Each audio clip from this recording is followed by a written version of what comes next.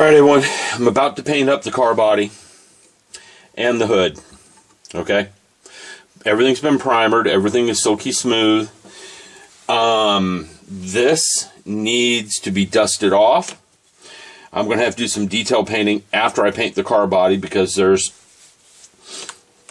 window frames and all sorts of stuff on that, but that's neither here nor there. Right now I'm just going to go ahead and hit the whole thing with one solid color. Get the rest of it later, okay, because it can go over this red paint. I'm 99% positive of that. Like this, that's a black stripe around the outside there, so is that. I gotta get the front bumpers and stuff, but everything's coming out of the same jar, so I'm not too worried about color consistency. First things first though, powering up the compressor. Apparently I've got an air leak somewhere, a very slow air leak. I'm going to dust off the car body a little bit with the airbrush. I'm also going to fire up the air extractor on the spray booth and let it run for 30 seconds or so before I better do that first. I'm going to fire up the air extractor, let it run for a little bit to clear the ambient air around here out. One of the things about the spray booth is as air comes in, it's going to go down, and it's pulling air down this way, and in the front, it's going to go straight in. So after it's run for a little bit, most of the dust in this area has already been sucked down in the spray booth. So that's one of the reasons why I run it for a bit first. We don't want any dust on this, okay? I don't care about this getting dusty. That's a different story. I care about this getting dusty. Okay, I'll be back in a bit. I'm not going to videotape the painting. You guys have seen me doing enough painting lately. Go look at the resting videos if you want to see some paint. I'll just show you the end result. Or I might videotape only painting the hood. I'm going to paint the car body first. Alright, so I'll be back in a bit. Okay, I'm stopping. I'm going to put one more coat on this. I filled the airbrush up twice now with paint. 25 drops of red, 25 drops of thinner twice. I have put probably 10 coats of paint on this to get it where it is. Now it looks like I'm getting a teeny bit of speculation in that paint, but not much. This is Tamiya acrylic too, which surprised me how glossy it is. I'm going to give her one more coat before I'm done, and I'm probably gone around this thing 15-20 times. I'm putting very thin coats of paint down. I am not putting a lot of paint down each pass. Very, very thin coats of paint. Okay? Just to show you mid-term, that's a color red I was shooting for, and my hands are actually getting red too. I should have wore a glove. I have gloves. Alright, let's load the paintbrush up one more time with it. Just painting it really slow, letting the paint build up. I'm going to show you on the hood what I'm doing. I'll be back in a bit. Alright everyone, I'm done painting the body of the car. It's not incredibly glossy, but I'm going to let it dry. Looks like I might have a teeny bit of issue with orange peel, but I've got some Tamiya finishing polish coming. I want to try this stuff. Okay, I know I can go to my car dealer, a local car part supplier, and get some polishing compound. I ordered the Tamiya stuff. It wasn't overly expensive, and I want to see how it works, just like the Tamiya paint stand. Okay? I'm in this kick of trying new things. I don't know why. But anyhow, we're back. I'm going to go ahead and paint up the hood. I'm going to go ahead and do the hood on camera. Just show you how I'm doing this. I've watched quite a few airbrushing videos. Okay. Well, first off, I'm using the wrong airbrush to do this with. Some of you are going to pick that up pretty quickly. This is a fine detail airbrush, the Sotar 2020. It is not for painting wide areas, and that might part of my problem why that's a little speculated. But first thing first is you're going to notice I'm putting very little color down at first on this hood. I'm just trying to get the surface wet with the paint. That's my goal right now. Get her wet. I'm not trying to paint it up heavily right now. And I'm going to make another pass. And as you make these passes, you will build the color up. Okay? I could paint this color on all at once, and if I do that, I'm going to get blotches, I'm going to get all sorts of stuff. You look at the car body, there are no blotches on that car body. It's a very nice uniform color. And again, any problems I have with that paint will go out when I polish it. Okay? Now I'm going to start building the color up where I can see the color, and I'm still making small passes on it. I am not making quick bursts of color, and I probably won't at all.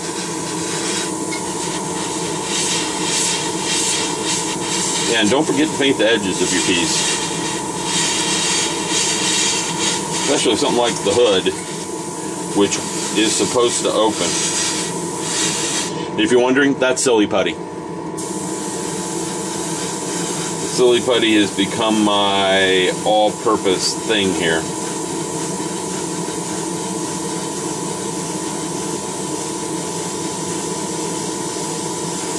Now I'm getting a little more aggressive with the color because the plastic's already been coated with the paint. We'll paint the underside later. In fact, I don't think I'm going to paint the underside. I'm going to do something else with it, and you'll see that. I got to start on this side.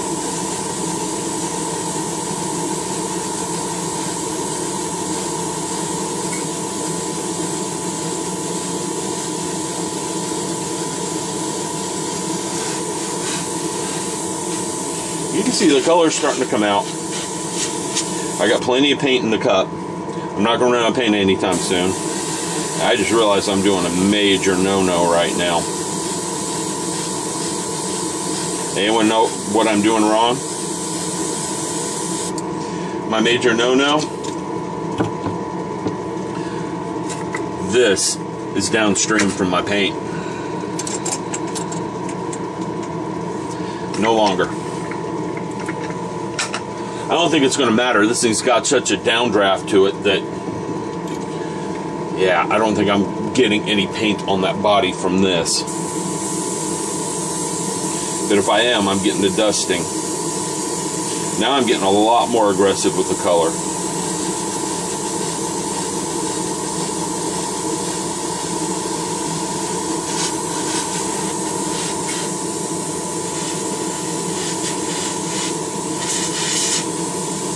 It won't hurt me to paint the underside. Although I'll have to come back and paint where that Silly Putty was. But you can tell, look at the difference. I'm just blasting the paint on there, and it's pinkish, it's blotchy, and here I went slow and took my time and just went back and forth and built up color coats.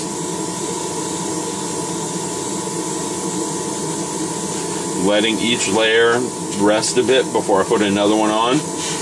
Not much on resting on this hood since the hood is so small, but I am letting it rest a little bit before I put on the next color coat.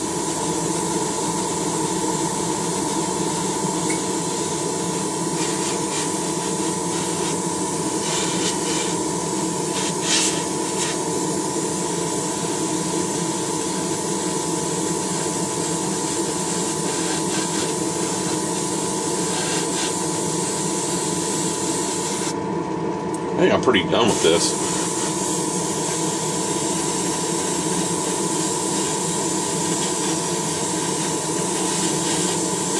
Okay, now look at the difference. I'm blasting the paint on here and I didn't this side. Look at the difference in the color.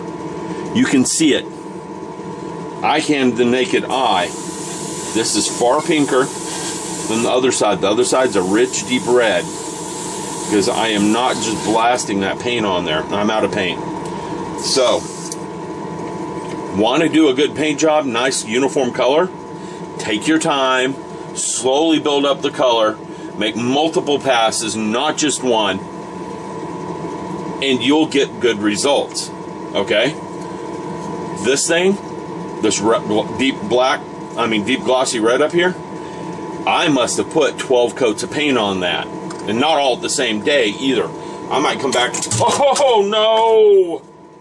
Let's hope I did not damage that paint. I don't think I did because it's been curing for a while.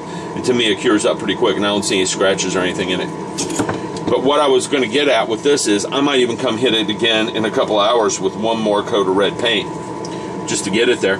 It's pretty glossy now. It's not showroom finish, but you can see the gloss in that with the reflection of the light. I polished that up. hit it with a couple of clear coats of some high quality clear, that is going to shine. Okay? So I'm going to let these parts dry for a bit. I'm going to clean up my airbrush. I'm going to go work on the engine or something else, maybe the Mercury 9, while this is curing. And I probably won't touch this again today. So, hope you guys enjoyed. I'll be back in a little bit. Hey everyone, while the car body was curing up, I painted these guys. I'm okay with the tide mark running across there. I know where it came from. The fan looks a lot better now. The radiator cap came off. It's right there. I'm going to glue it on here in a second. But the radiator is done. I can put the fan shroud on now. I hope this shows up on camera because it doesn't with my point and shoot digital. And it's probably not. Let me move this box so I don't knock it while I'm sitting here playing. Let's get her under some brighter light. Yeah, now you can see it. I tried to make that look like it was partially full of fluid. You're not really seeing it. To the naked eye, you can see a faint green line running around the inside with the lower half being green.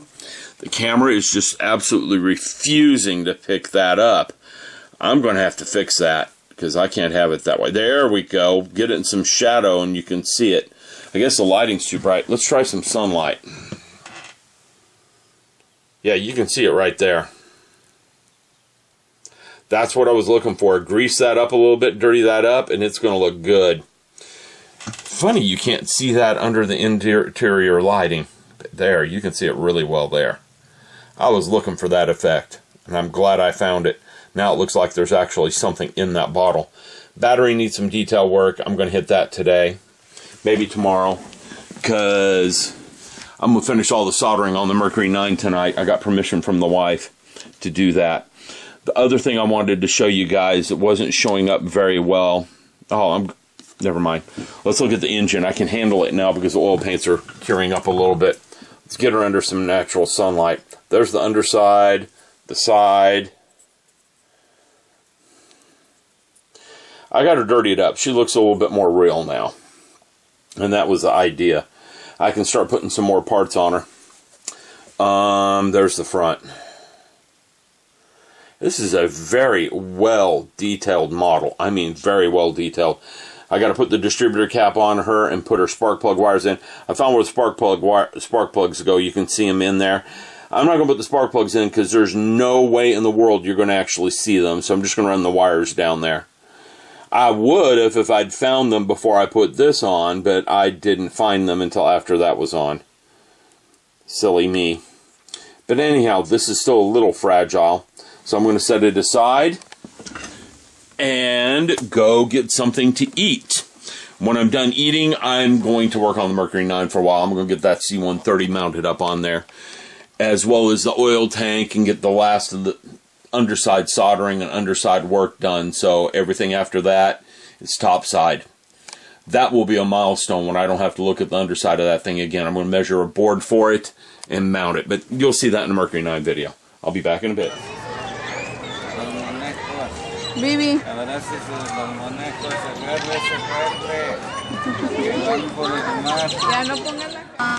that one right there.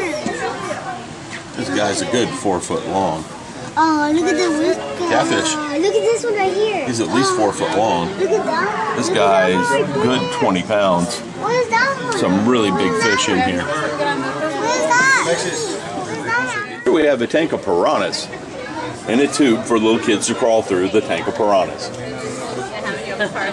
Aren't they pretty? They're piranhas. You want to stick your finger in there? No. See the teeth in these guys? You see the teeth in their mouth?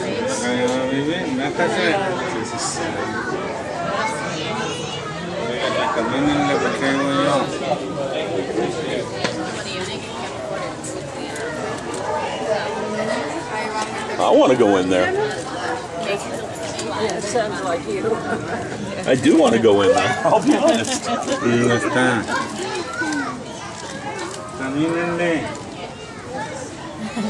We got 2 kids who are staying in there who are not moving.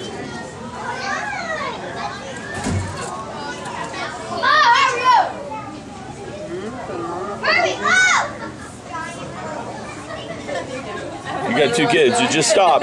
They just stop. No one else can go.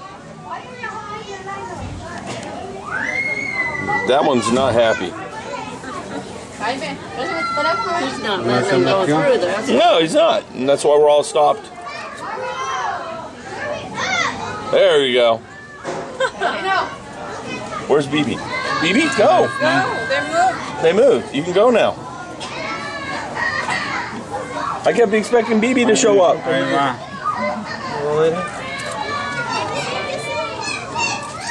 There she is. We're waiting for them to get photos. Okay, now they got their photos. There's BB in the tank full of fish. And the piranhas.